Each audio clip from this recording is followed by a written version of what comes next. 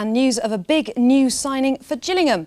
The Kent club have negotiated a record £500,000 deal to secure Robert Taylor from Brentford. The deal with a prolific striker is double what Gillingham have paid for a player in the past. But Robert Taylor comes to them with around 72 goals and 200 games to his name. And he joins us now with his new chairman at Gillingham, Mr. Paul Scally.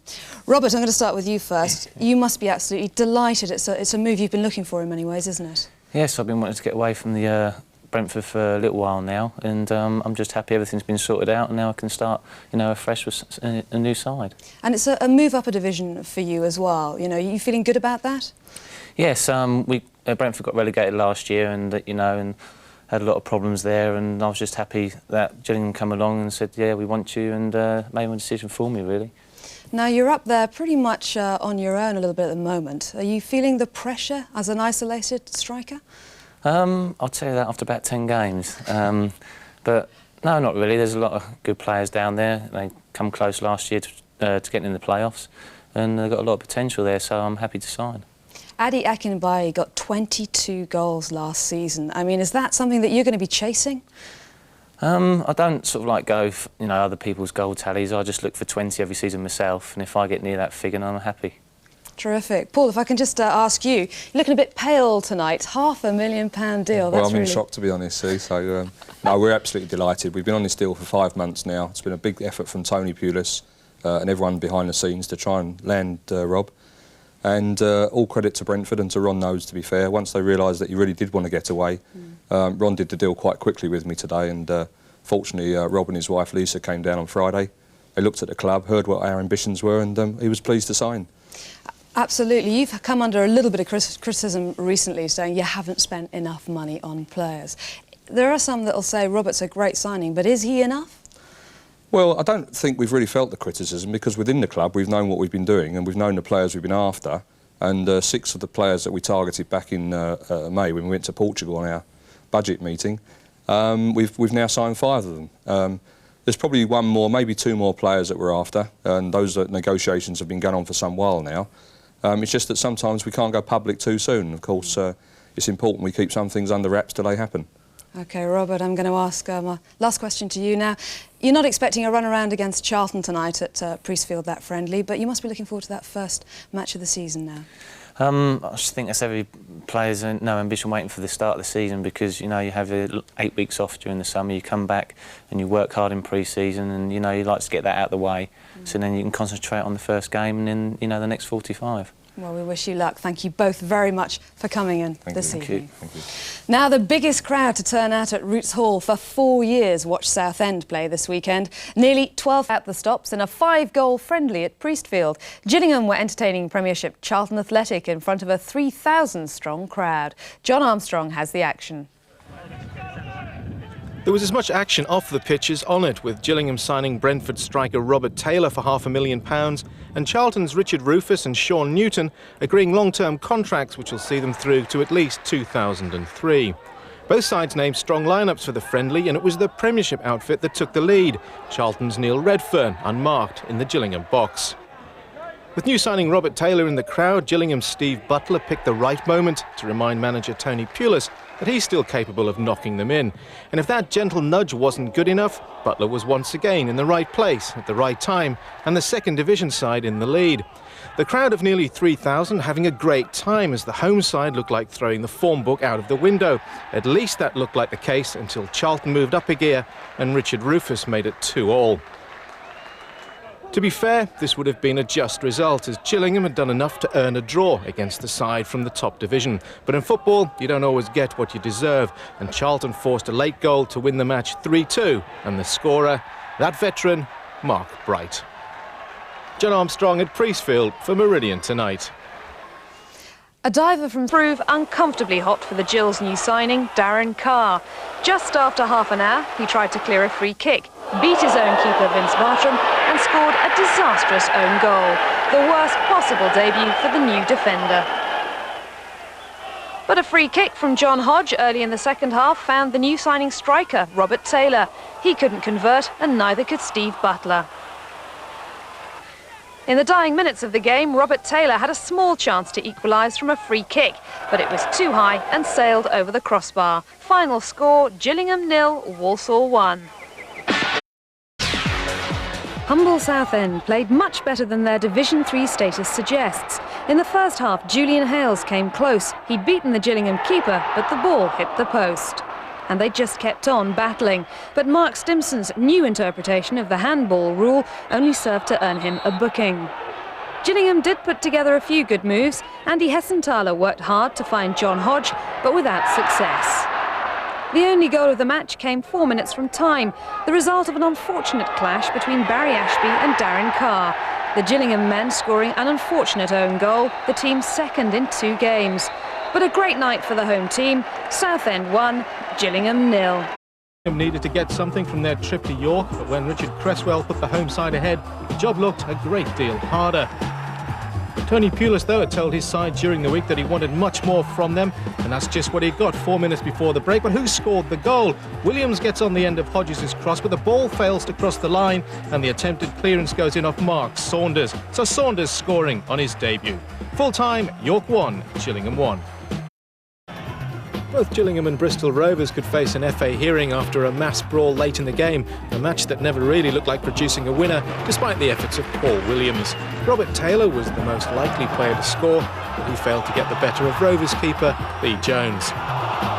The referee had already booked 7 players when a tackle by Nicky Southall on Steve Foster sparked a brawl that saw Gills Barry Ashby and Adrian Pennock sent off, along with Trevor Chalice and Lee Jones from Bristol Rovers. It finished 9-a-side and 0-0.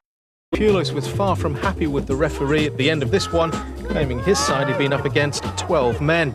Despite that, new signing Carla Saba set up Mark Saunders to give Pulis' side the lead on the hour.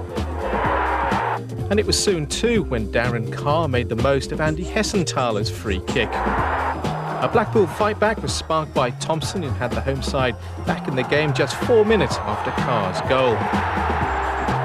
And then with time up, Phil Clarkson hit an equaliser. Gillingham still without a win. This one finished Blackpool 2, Gillingham 2. Gillingham's main concern this season, where are the goals going to come from? No need to worry last night, just 8 minutes gone. Paul Smith putting the Gills in front from close range. Wrexham did have their moments though, Gillingham's defence a touch on the benevolent side. But for the most part, the home team dominated and were rewarded with their persistence when Andy Hessenthaler volleyed home the second just before the break. 2-0 at half-time and Gillingham in no mood to let up. The second half barely a few minutes old. Hessenthaler on hand to score with this slightly less spectacular but equally valuable effort. For Wrexham, it was becoming a frustrating night and it soon went from bad to worse. David Bamber off for an early bath. And then in the final minute, something Tony Pulis has been wanting to see all season. His new striker, Carla Saba, striding through to score on his home debut. Gillingham beginning to silence their critics. They're very, very determined to get out and prove that they are capable of some good football and scoring goals against one of the better teams in the league. Things weren't going too well at Reading. The manager didn't quite fancy me there, and it's nice to have a well-respected manager who shows such faith in me. They could have easily gone for some other striker because our deal wasn't the easiest in the world. But they stuck in there, and thankfully I'm here now. I'm a Gillingham player, and I'm looking forward to the next 3-4 years. And as long as Carl keeps doing this, the Gillingham faithful will enjoy his stay. More problems for Gillingham boss Tony Pulis after Saturday's match with Chesterfield. Already missing 3 first-choice defenders, he can now add the names of Mick Galloway and goalkeeper Vince Bartram to his ever-lengthening injury list. Gillingham were also missing striker Bob Taylor and looked a different side from the one that put 4 past Wrexham a few days earlier. A solitary goal from Paul Holland in the second half, enough to secure all 3 points for the home side. Final score, Chesterfield 1, Gillingham 0.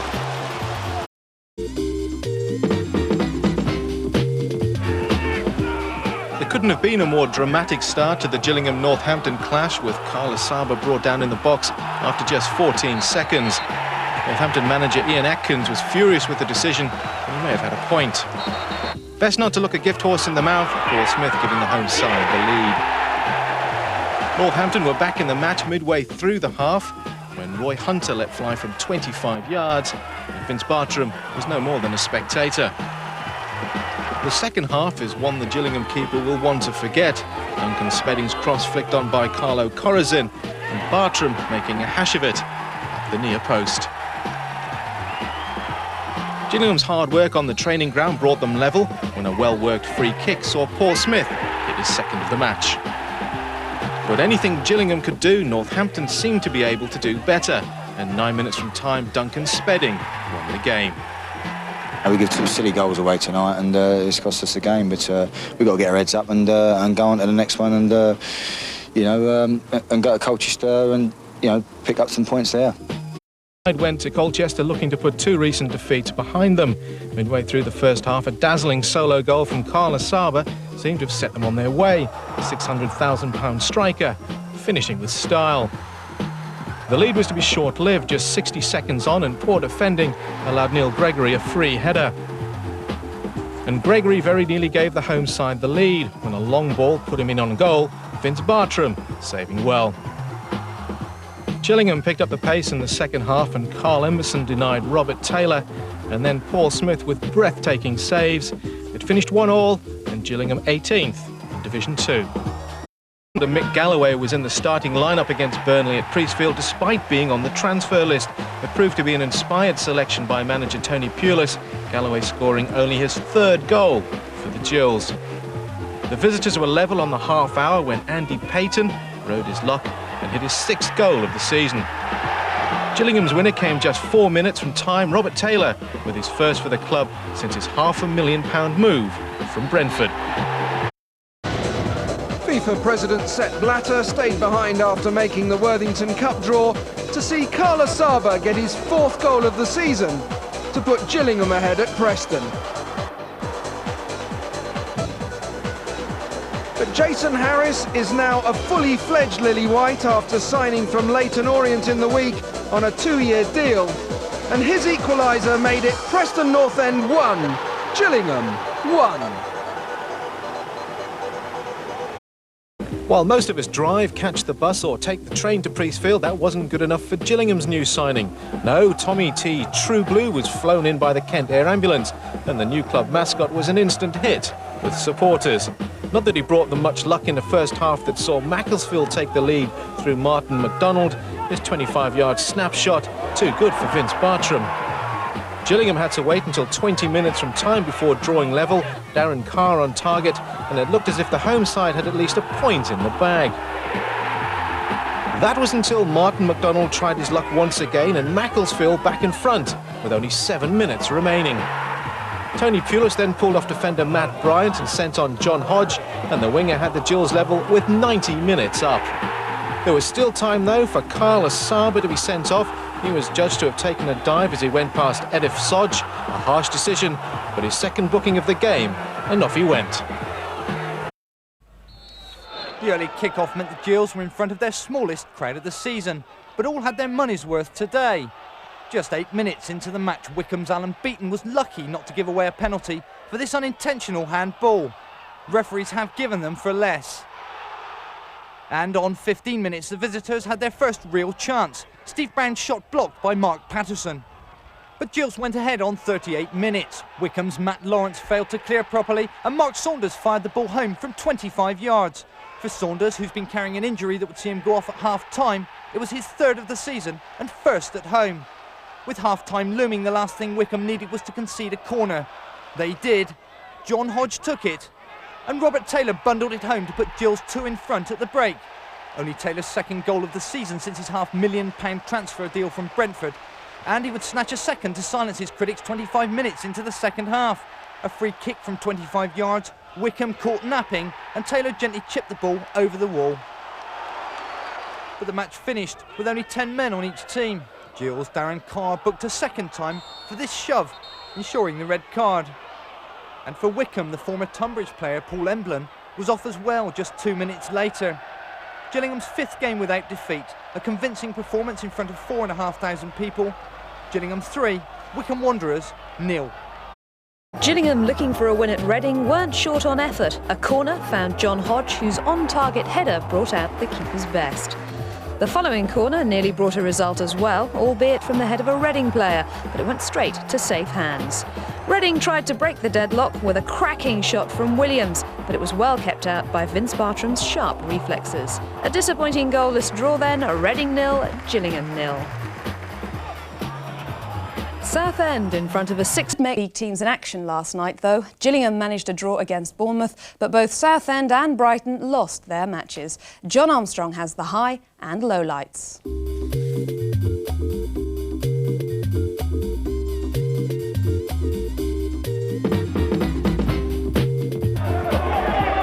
Tony Pulis took his Gillingham side to former club Bournemouth and was witness to a 6-goal thriller. Carlos Saba, back in the side after suspension, soon made his mark with a goal on 12 minutes. Just before the break, Bournemouth were level when Neil Young had the 5,000 crowd on its feet with a goal that would grace any match. The home side took the lead with just about an hour gone, and it was a goal that the Gillingham defence will have nightmares about. Richard Hughes making the most of his chance. Tony Pulis' team, though, have been running into a bit of form lately, and it came as no surprise when they hit back with a cracking Nicky Southall goal. And there was still more to come. Things were looking very good indeed just 5 minutes later when Carlos Saba hit his second of the match and Gillingham's third. With 3 points almost in the bag, Gillingham boss Tony Pulis was ordered from the touchline for unsporting behaviour. He also had a frank exchange of views with his opposite number, Mel Machin, at the end of the match. It was all a storm in a teacup, and what's more, there was still time for one more act, and it was Mark Steen who grabbed the spotlight and a last-minute equaliser. That's how it finished. Bournemouth 3, Gillingham 3.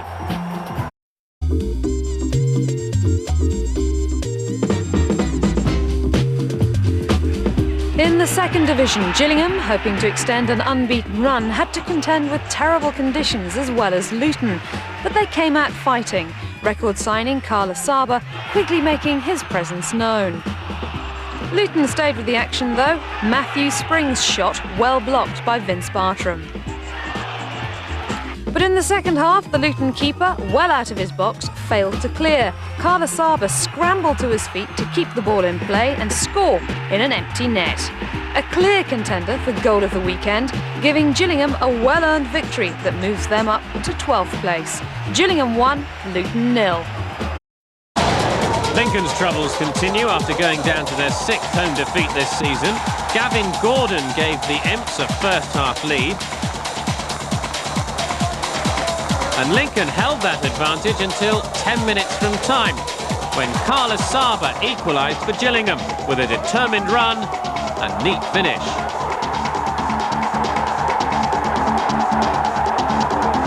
Even a point would have been very welcome for Lincoln, but they were denied even that when Saba scored his second of the afternoon and 5th in Gillingham's last 3 matches to take the points back to Kent. Lincoln 1, Gillingham 2. There was no messing about from Gillingham. In just the 6th minute, Stuart Elliott set up Carlos Saba for a great goal against Wigan. It was his 6th in just 4 games and more than proves the striker's worth. Gillingham 1-0 up. And they continued to dominate. Not long after, Robert Taylor took a chance from 20 yards out and very nearly made it 2-0. They did make that scoreline with a bit of help from Wigan. Paul Smith's shot rebounded from the keeper's chest and Stuart Balmer paid the price for dreadful clearing. Gillingham 2, Wigan 0.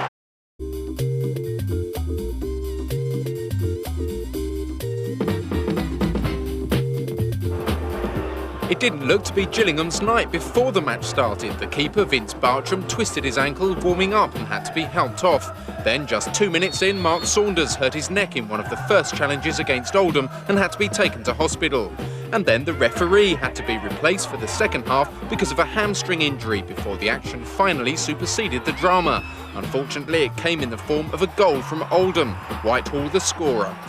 But Gillingham battled on and captain Andy Hessenthaler beat no fewer than 3 defenders before managing to cross to Nicky Southall, whose pass set up the equaliser for Carlos Saba.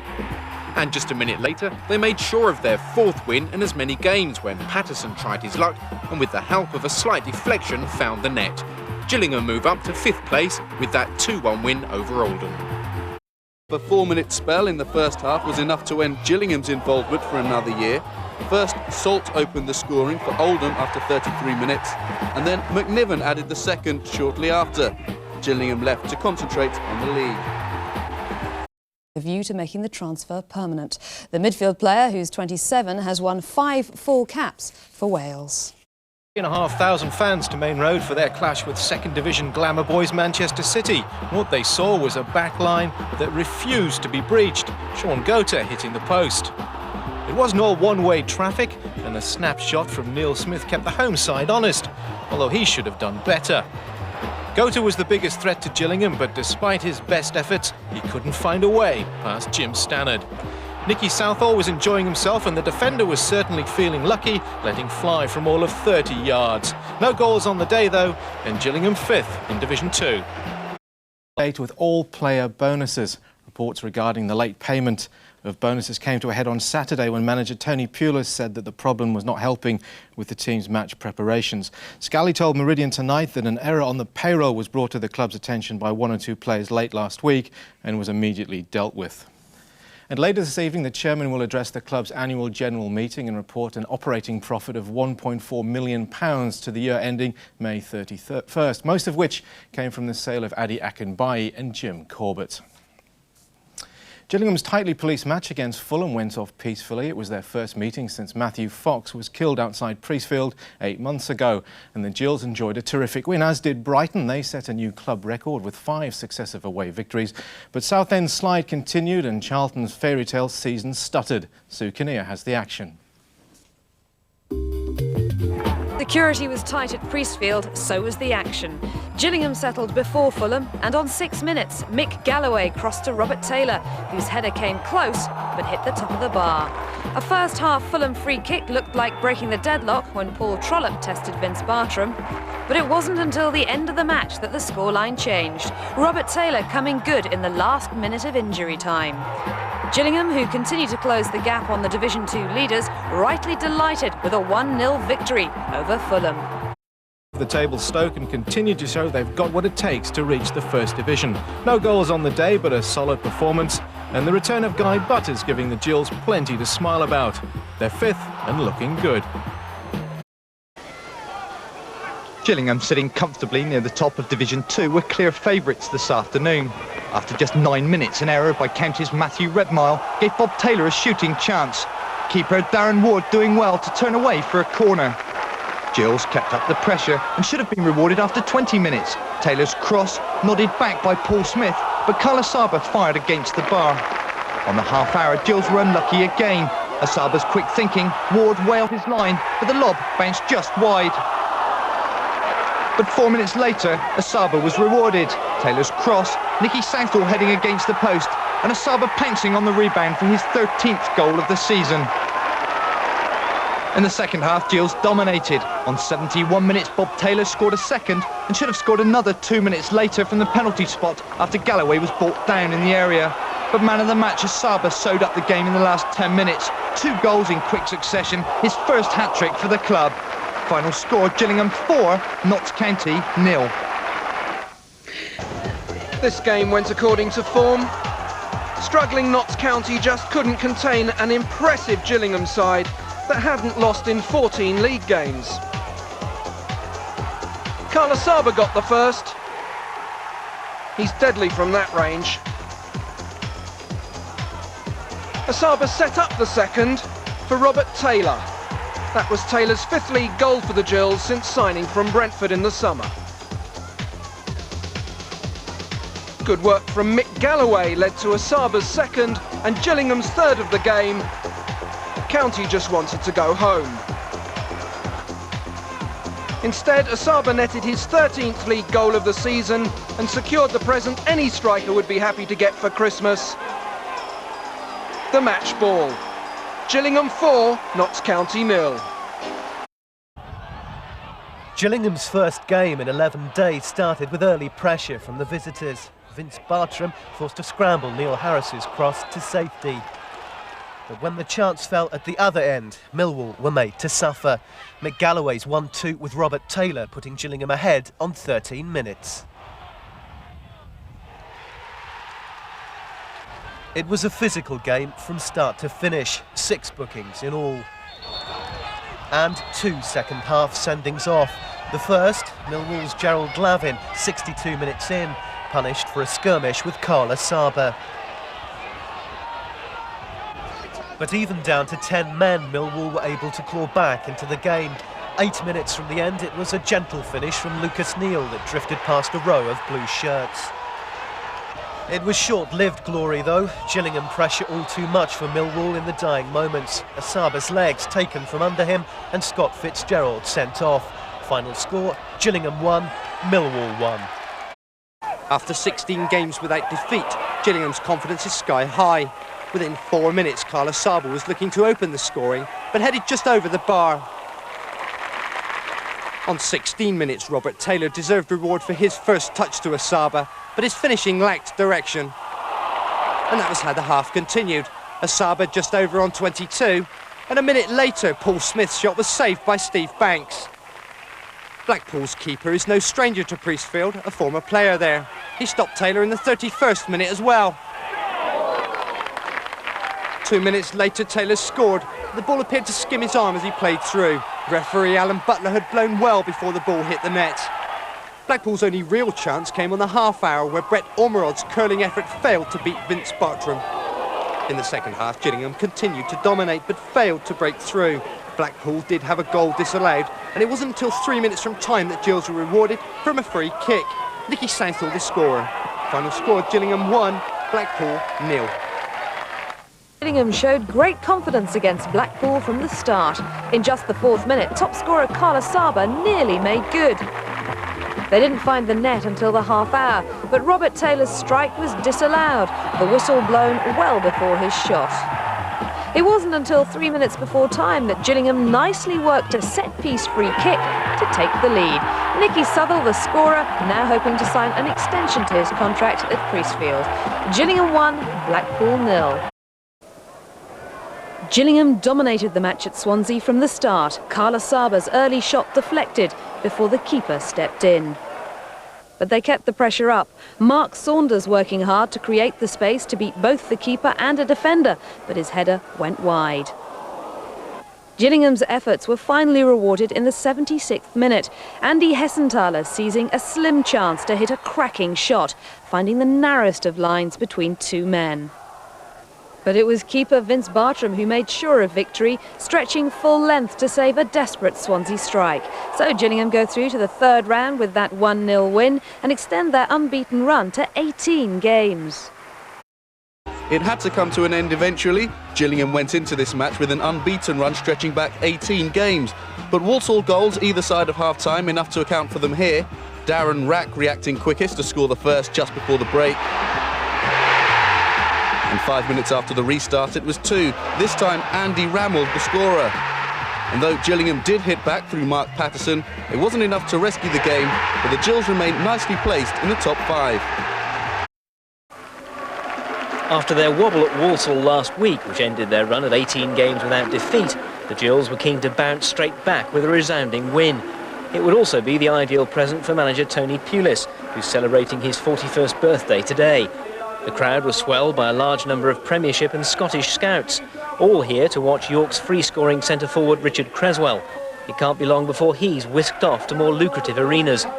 But it was the home striker, Carla Saba, who grabbed their attention first. John Hodges' cross wasn't cleared by the visitors, and Asaba fired in his 15th goal in the Gills' colours. The former Brentford and Reading target man showing the close control that must make him one of the bargains of the decade at just £600,000. Just before the half hour, the woodwork saved York. Nicky Southall's cross was met by a soaring Bob Taylor, but he was denied by the bar. With Vince Bartram a virtual spectator for most of the half, Asaba set up Taylor in injury time, and he smartly lobbed the advancing Bobby Mims, but his effort was just wide. But Taylor got his reward after the restart. York defender Tony Barras was caught napping, and Taylor smartly robbed him before drilling his shot past Mims.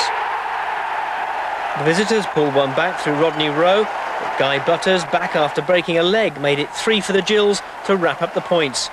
So Gillingham back to winning ways and back on course for at least a place in the playoffs. 6,000 there to see the win. Final score at Priestfield, Gillingham 3, York 1. At Warsaw behind them and gave manager Tony Pulis the perfect birthday present, 3 points. Carlos Saba setting them on their way with his 15th goal of the season. After the break, the Gills at last began to get the rewards that their play deserved. Bob Taylor robbing York defender Tony Barras and then beating Bobby Mims. The Yorkshire side did pull one back on the hour just to make the last 30 minutes a little more interesting. Rodney Rowe was the man on target. Then enter Guy Butters, his first game at Priestfield since breaking a leg last March. He celebrated his return with the goal of the day. So Gillingham's playoff hopes alive and kicking.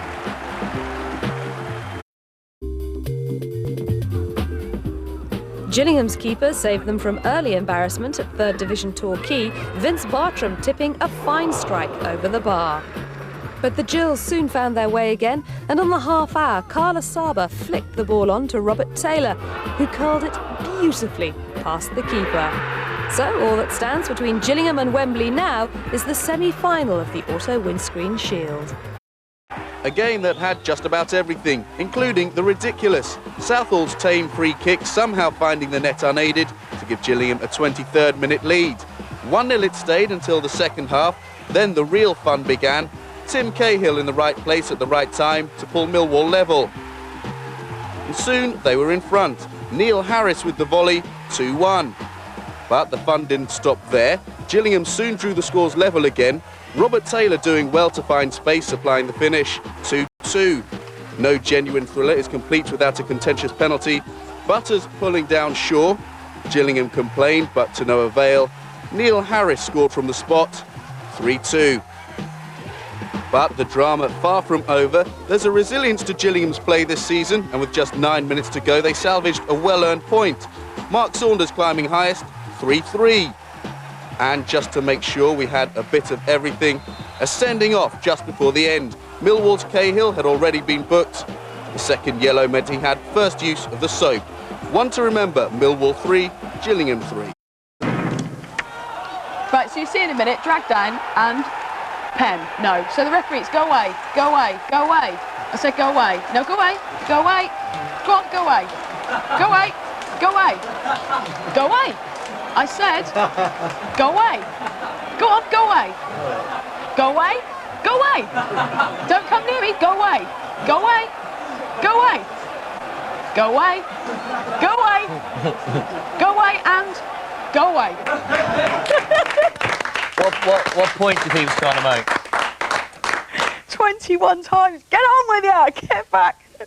Right, today. A touchline ban for Tony Pulis meant Gillingham had to play this game without the aid of the manager's notoriously colourful instructions. No matter, Carlos Saba setting them on their way to a routine victory. Then 2 goals in quick succession killed the game off. First, on 60 minutes, an absolute gem from Andy Hessenthaler. He seemed particularly pleased with that one, and rightly so. He'll score few better in his career. The ball beautifully flighted, the Chesterfield keeper no chance. And then just 7 minutes later, it was 3. Nicky Southall finishing a fine run with a goal to add to the one he got last week. Chesterfield bagged themselves a consolation through Howard, but a comeback was never on the cards. 3-1, Gillingham 5th in Division 2.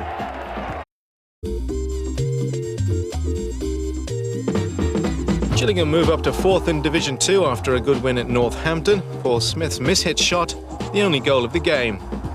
So the Gills well placed in the playoff picture. From Gillingham as the team's road to Wembley hit a dead end last night.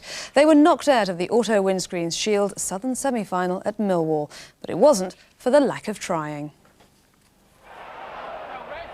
It was their 3rd match against Millwall this season, and Gillingham hoped it would be 3rd time lucky.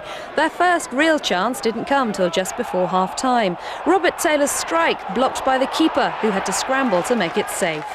The lure of a Wembley final kept up the pace, and Paul Smith worked hard for Gillingham. His opportunist shot beat the keeper, but just skimmed the bar. Then, just minutes later, Smith did it again. This time, the Millwall keeper just managed to palm it over the bar. And they kept up the pressure. Robert Taylor's header well saved by the Millwall keeper as a Saba challenged. But it was Millwall who broke the deadlock just before full-time. Vince Bartram went down, leaving an open goal for Richard Sadlier. His cheeky shot disallowed because of the foul on Bartram. They didn't give up, though, and came frighteningly close with a good cross, finding Neil Harris, whose header went wide.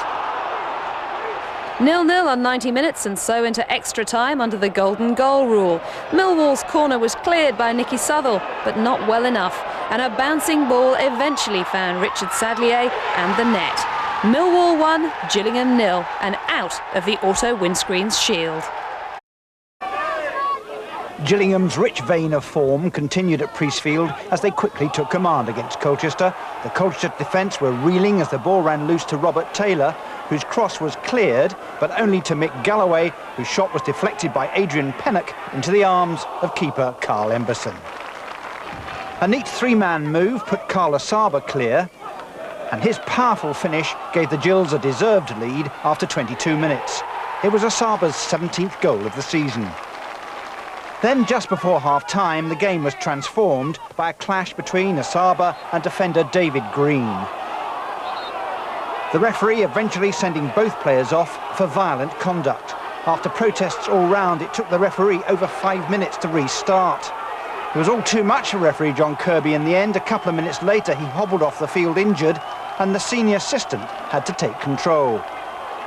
In the second half, Gillingham allowed Colchester far too much space, and Carl Duguid's shot took a deflection from Guy Butters and into the net. A disappointing finish for the Gills.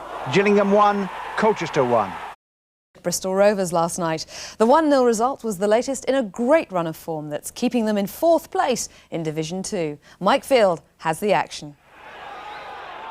Gillingham's impressive run of league form continued last night with a victory over Bristol Rovers, which means their record since September the 12th reads played 24, won 13, drew 10, lost 1. They dominated much of the match with slick man-to-man passing, with the Rovers' defence in retreat. Big Robert Taylor set up an early chance for leading goalscorer Carl Asaba, who for once failed to make the most of it. But after half an hour, more good build-up play brought a positive result when Mark Patterson's low cross was swept in by Andy Hessenthaler.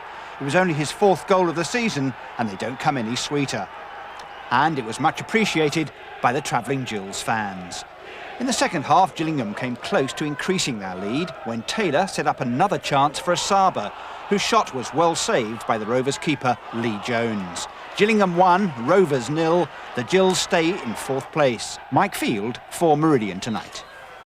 Striker Robert Taylor had hit 11 goals going into the clash with Burnley. That wasn't enough for manager Tony Pulis. He started to put matters right after just 14 minutes with that spectacular 30-yard shot. Taylor's second came a quarter of an hour later. This time he finished with a neat flick from close range after good work from Nicky Southall. 5 minutes before the break, the travelling Gills fans were beginning to sense that they were watching something a little special when Taylor once again was on target, this time making the most of a defensive error. Despite a hat-trick of goals, the £500,000 striker hadn't finished his work in the first 45 minutes. Patterson winning a penalty 2 minutes before the break. Up stepped Robert Taylor to hit his, and Gillingham's 4th. Manager Tony Pulis feeling pretty happy with his centre-forward. Early in the second half, Taylor became the first Gillingham player to score 5 in the league away from Priestfield, as the Kent side made the rest of the division sit up and take notice. Division 1 is getting closer. Gillingham still 4th, and most important of all, 9 points clear of Wigan in 7th. Because the Gillingham striker Robert Taylor joins us this evening. Hello, nice to see you. 5 goals, new record, fantastic. Can you believe it yet? It's just starting to sink in today. I've watched it on telly a few times, and watching the goals today, I was quite proud of myself. I should think so too. Have you ever come close to anything like that before? No, not really. I only scored a hat-trick for Leyton Orient when I was there about 8 years ago. But I've never scored sort of like 3 in a match before, no, let alone 5. Absolutely fantastic. You say you've seen them. Let's have another look at them again now, because they're absolutely sensational. What do you remember about them? Just talk us through them now. It just all happened so fast. I think it was sort of like 5 goals in 34 minutes. And, to score away from home, 5 goals, you know, was magnificent for myself and plus for the football club. It puts us right in, you know, good stead now for the rest of the season. You must have felt the pressure on that penalty, though. Fourth goal, going for the fourth. Yes, well, Guy Butters was going to take it, and he let me have it because he thought it was from a hat-trick. But I stepped up and just managed to slot it away. Yeah, it must have felt so great. I mean, recently you've enjoyed terrific form. That 5th goal was your 15th of the season. What do you put it down to? I don't know, I've just been sort of like trying to get myself fixed. At the beginning of the season I come to the club, I hadn't done no pre-season or nothing, and I've been working hard. You know, me and Carl have been working together, and it's starting to pay off. With hindsight, do you feel you've got vindication now for the Boo Boys earlier in the season who gave you a hard time?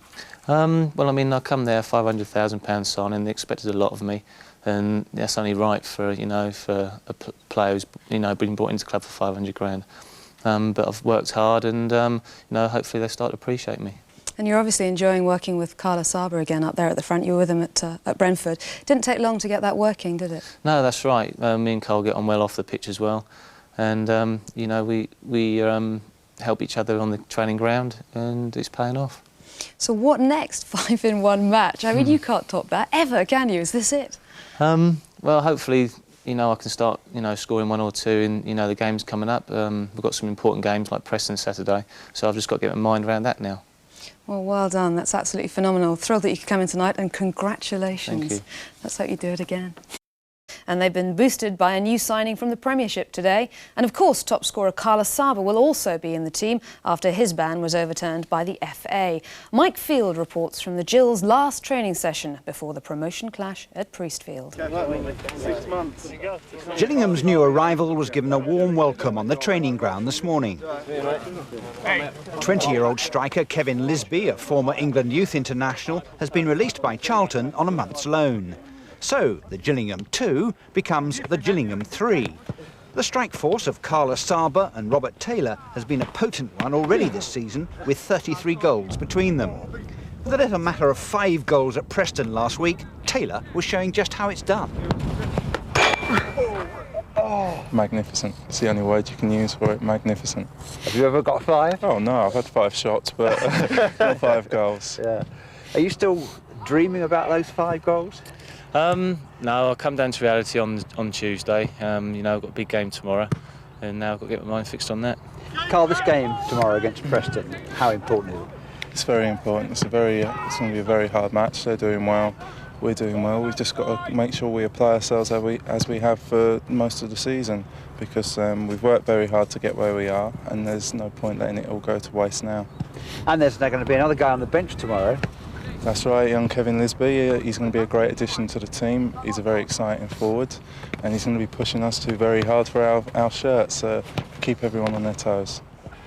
Gillingham's superb run of success is giving the fans the belief that the club could be playing in the First Division by the millennium. 3 points tomorrow would help. Mike Field at Woodstock for Meridian Tonight.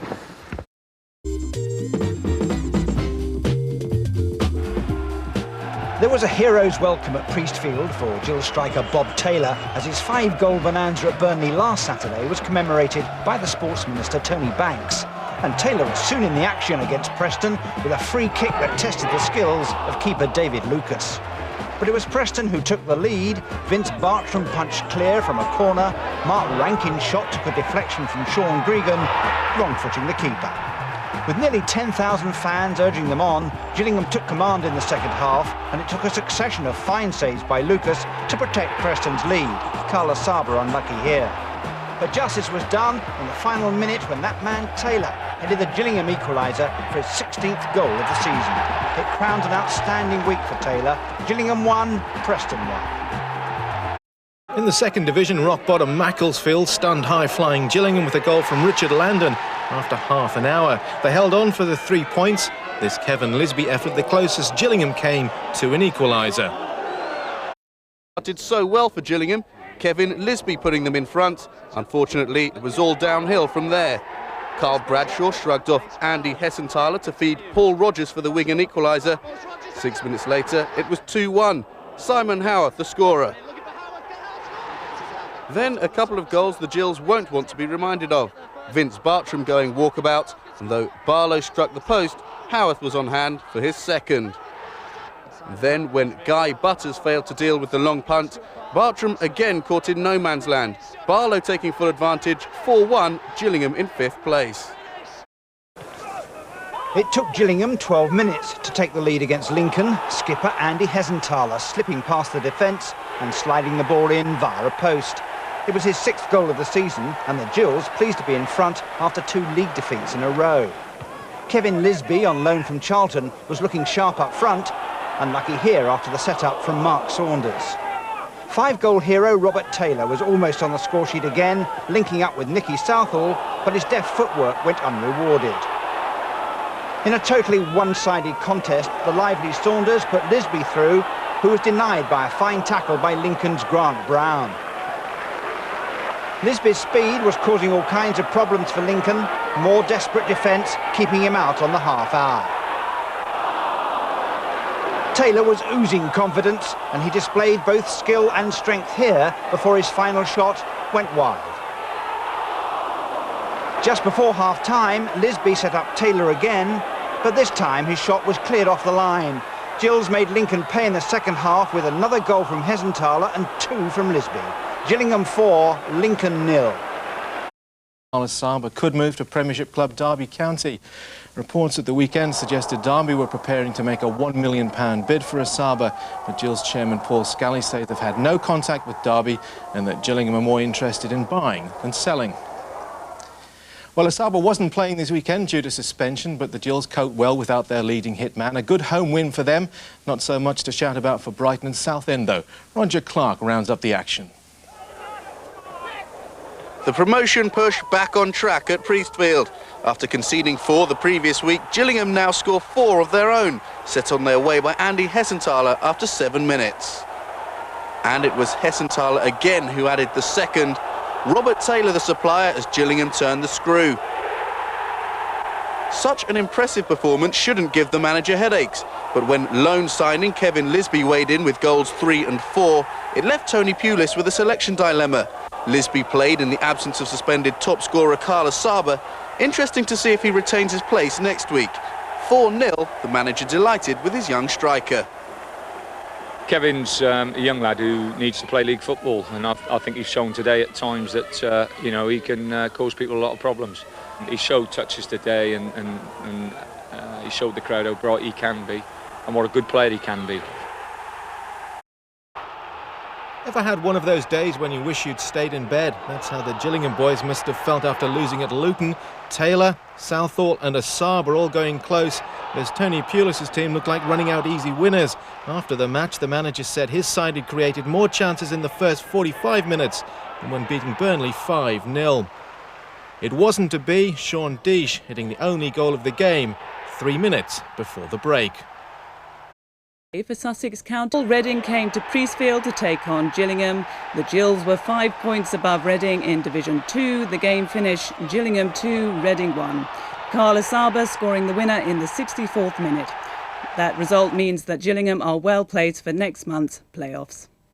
Gillingham boosted their playoff hopes, winning on the road at Wycombe, and it's a game Gary Ashby won't forget. He set the Gills on their way with his first ever goal for the club, and he was always going to enjoy it. Bustling Carlos Saba sealed victory late in the second half after the home side failed to clear a Nicky Southall cross. Gillingham 5th in Division 2 and looking very good for the playoffs. Apart from that, there's nothing but affection for Bournemouth. But despite this spot of rest and recreation, the Gillingham Joker's primed for battle. He knows he could help wreck the season of a club that's still very special to him. You know, I've had 3 years down there. It's my first. I'd played, I think it was 10 first-team games for Wolves before I went there. But you know, like I said, that was my first regular first-team football. You know, and got fond memories from down there.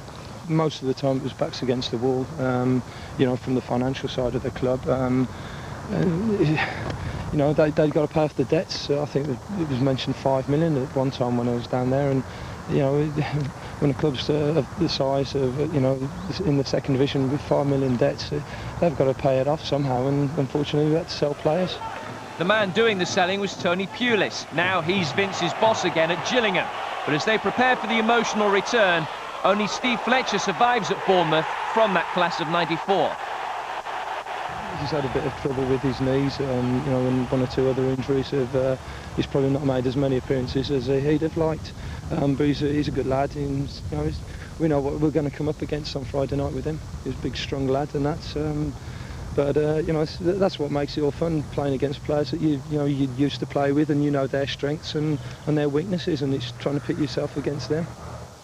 Bartram left Bournemouth for Arsenal. Well, Arsenal reserves, but as understudy to David Seaman, he got the education every young keeper envies. Even before I went there, or when I went there, you don't sort of think, you know, he's that as good as, you know, people make out that he's better or anything like that. And then you go there and you work with him, and, you know, just every admiration for the guy, day in, day out in training. He's just awesome. It was a privilege, and, you know, I think I'm a better player for it. I was on the bench for the Cup Winners' Cup final, and, you know, the semi-final in Sampdoria. You know, you don't forget those sort of things. And you know, when you go to Arsenal, people say, oh, you know, you've gone as number 2. But I went for the chance to play for, you know, even one game, and to be part of it, and to say that you've been there, and, you know, I've done it. You know, I've got those memories, and I'll never forget them. Now he's gone from Europe back to Division 2, but he reckons Gillingham could sneak up to the first with automatic promotion. Next week will really decide for us. We've got Bournemouth, Fulham and Man City, and, you know, if we could win all 3 games, you know, I don't think people would be looking at the playoffs then. I think we're looking at, you know, second spot. And maybe that would prove a point to those who, after his spell at Arsenal, labelled him a nearly man. If I've failed in some way, or I've not lived up to expectation, that's something else. But, you know, I don't regret a minute. I'm not that sort of person anyway. I make the best of whatever, and I just enjoy, you know, I enjoy playing football. Which one's Bournemouth and which one's Gillingham then, Vince? Which one won? I'll tell you Saturday morning.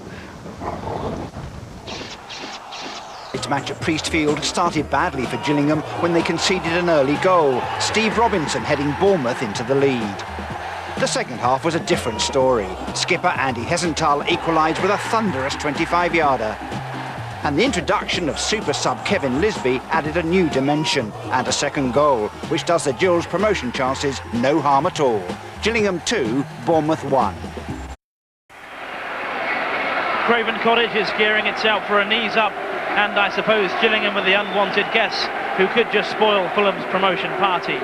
Kevin Keegan's swaggering side need just one more win to secure their place in next season's First Division, although other results may guarantee it for them.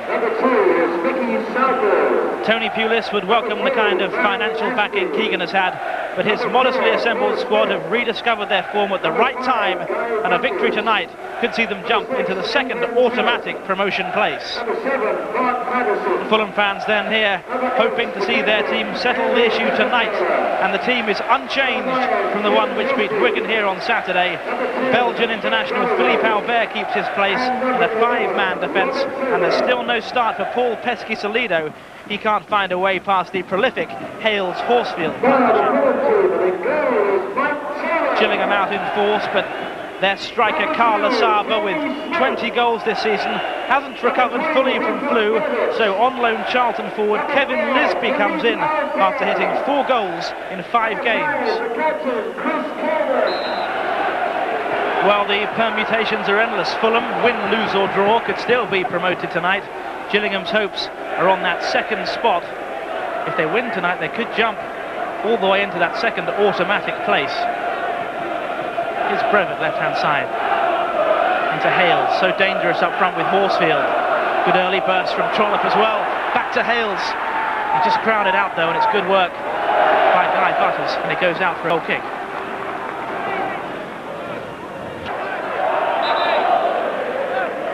They do have big men to bring forward, Gillingham. It's Kevin Lisby. Just looking for an opening, working hard.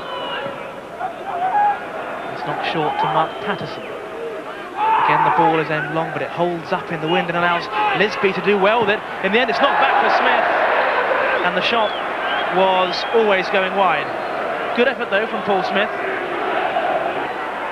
comes Hesenthal, the captain, the little midfield maestro, runs things in there. Been quiet so far, though, and he's hounded well by Paul Trollope. Gillingham are going back. Good turn though, Paul Smith. Got a bit of space here. He does like to have a dig from range if he can. Just knocked it wide though to Nicky Southall. Comes inside.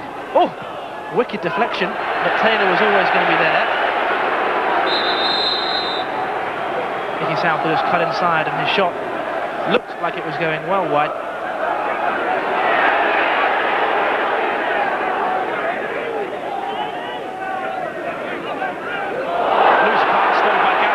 Horsfield, 24 goals this season, comes through. It's fallen for Hales. He can put it in, and he has. Barry Hales' his 16th goal of the season, and the Gillingham players hang their heads because that was a gift. Guy Butters goes across to take it, swings it in, dangerous one. Oh, and all the way through. And Adrian Pennock just failed to get ahead on it. Butters it was who swung it in, and it almost crept inside Taylor's right-hand post. Wicked curler from Guy Butters. No one could quite get their foot or head on it. Does like to do that, and Fulham might still find the second, which kills off this game, but as it is, 10 minutes left. If they hold on, then they're promoted.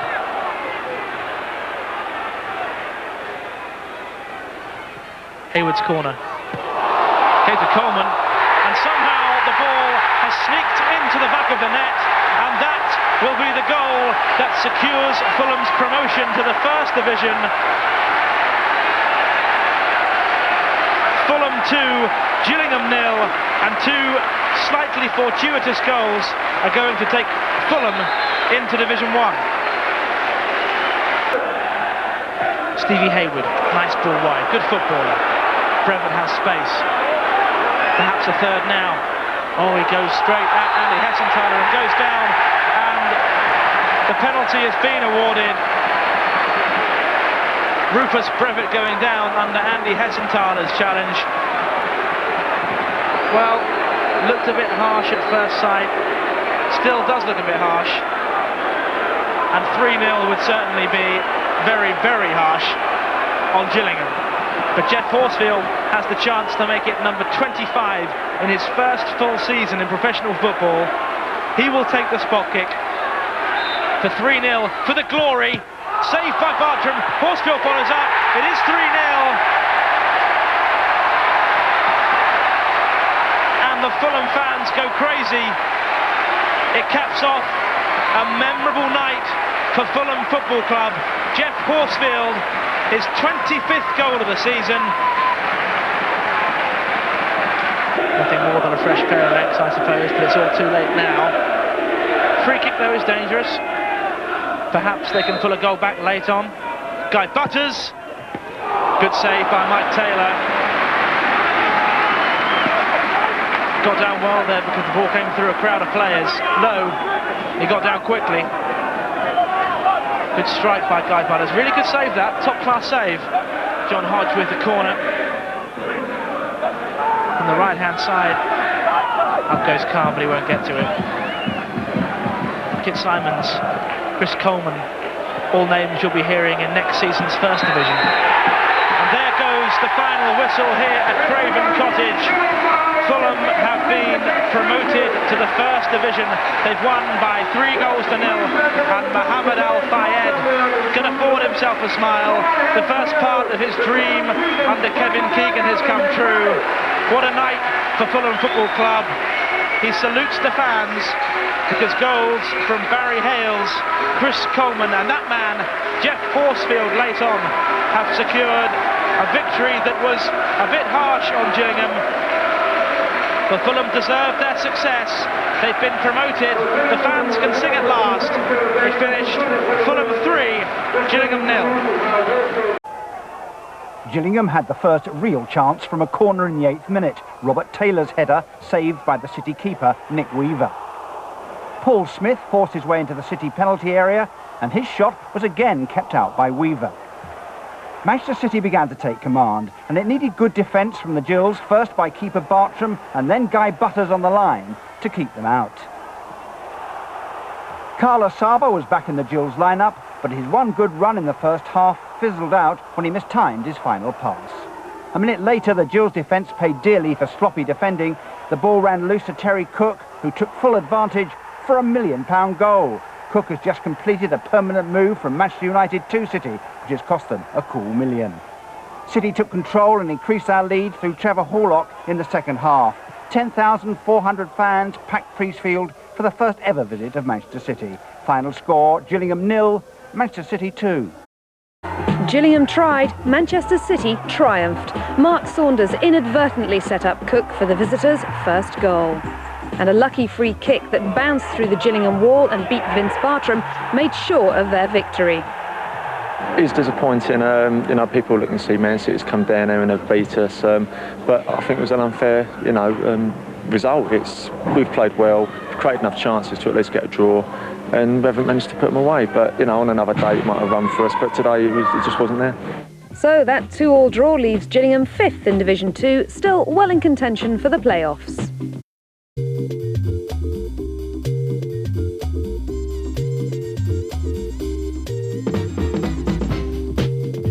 To Priestfield back in October, and Gillingham needed to win this one, but Tony Pulis must be worrying about the run-in. It took until the 38th minute for the home side to take the lead, Barry Ashby clashing with Dean Spink and Connolly converting the penalty. Guy Butters managed to level just after half-time, and the Gills held on for a point. Well, that's how it looked for the 1,800 crowd at the racecourse ground. But Wrexham recorded their 14th victory of the season with a Brian Carey late winner. Gillingham still 8 points clear of Stoke and level pegging with Bournemouth. Top in form for the Gills to miss out on the playoffs now, and this was the kind of performance and confidence booster Tony Pulis required. 4 minutes in and a good start for Carlos Abba. Then it was 2-0, Taylor's cross finding Smith, who was waiting to pounce, and looking good for Gillingham. On 27 minutes, it was all over. Galloway hitting the third. Oldham gave their 5,000 supporters some brief joy.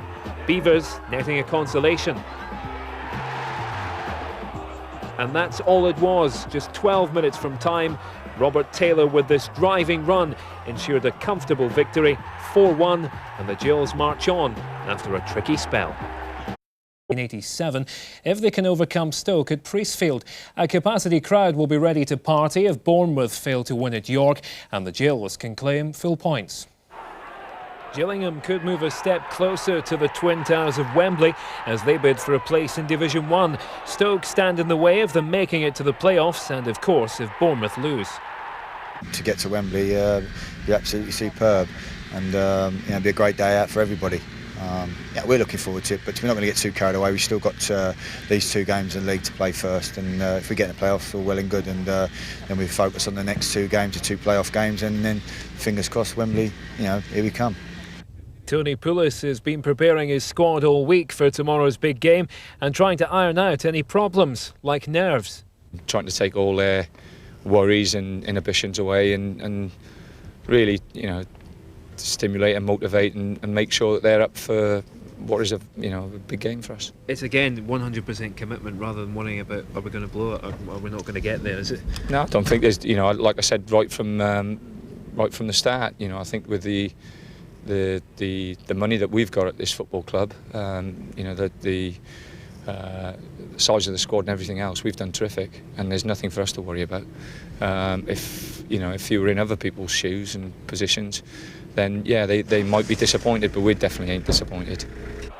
A capacity crowd will fill Priestfield on Saturday, hoping to salute Gillingham's historic achievement, but there's still a great deal of work to do. We've let ourselves down in the last few weeks, we've had a few bad results, but now we've got a good win on Saturday, and now we've got 5 games left, now we're looking at it, you see, so hopefully we can get there.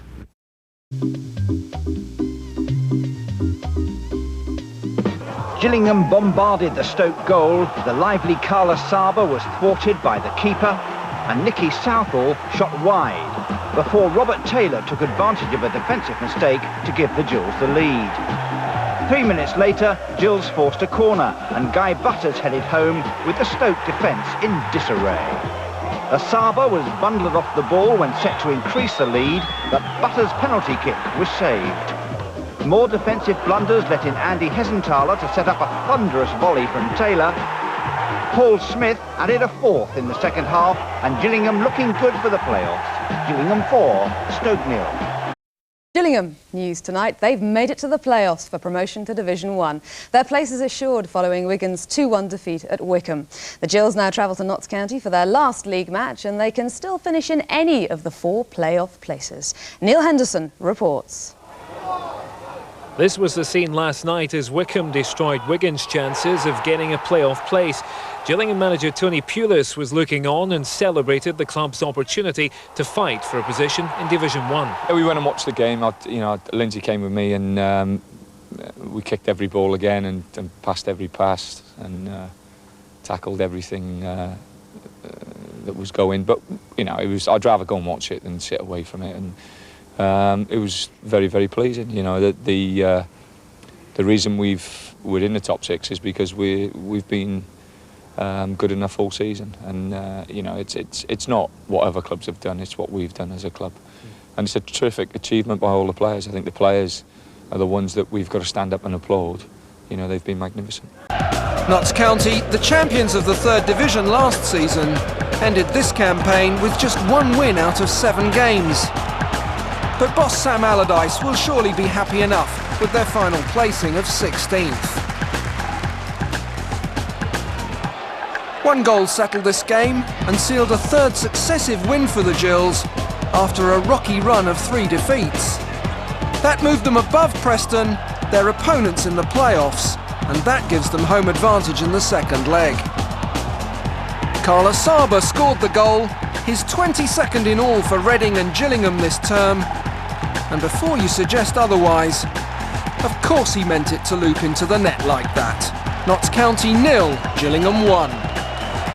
Of games, and Lincoln had feared the worst for some time. Northampton go down a year after reaching the playoff final. York supporters will no doubt still be shaking their heads in disbelief, having seen their side slip into the drop zone at the death. At the top, the early season pace-setters Stoke had to make do with 8th. Bournemouth lost their goal-scoring touch at a crucial stage to allow Wigan the final playoff place. Walsall and Fulham have already turned their attention to Division 1. And there's confirmation of the playoff semi-finals. Wigan against Manchester City, Preston v Gillingham, ties to be played on May the 16th and 19th.